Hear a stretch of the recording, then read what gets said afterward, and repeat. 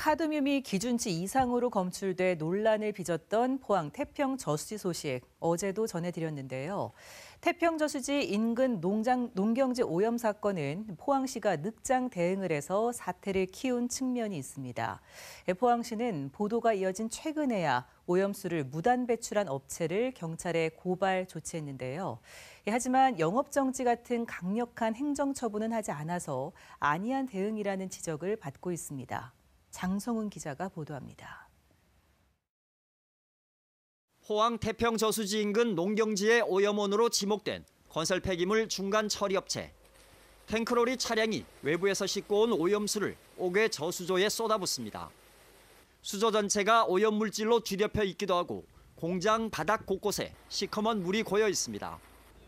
지난 1월 포항 MBC가 이 같은 공익 제보 내용을 보도한 이후 포항시는 업체에서 시료를 채취해 성분 검사를 실시했습니다.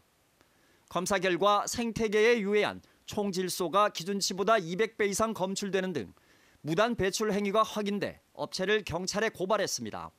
논란 발생 7개월 만에 나온 업체에 대한 첫 조치인데 그마저도 업체 전반에 대한 환경 단속은커녕 영업정지 같은 강력한 행정처분도 없이 가벼운 시정 조치만 했습니다.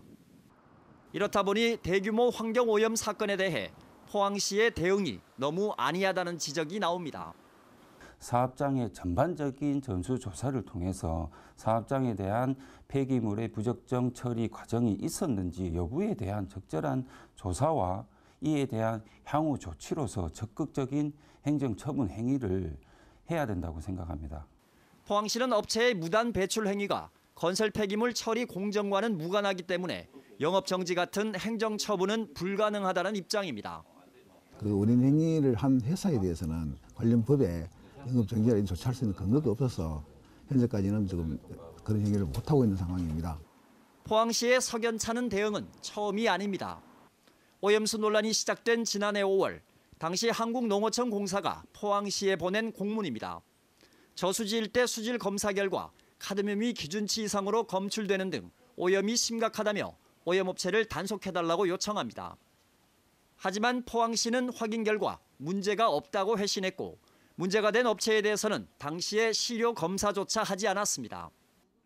한편 포항시는 오염수 배출 업체의 전반적인 환경 위반 여부에 대해 그동안 별다른 입장을 내놓지 않고 있다가 취재가 진행되자 곧 단속에 나서겠다는 입장을 밝혔습니다. MBC 뉴스 장성훈입니다.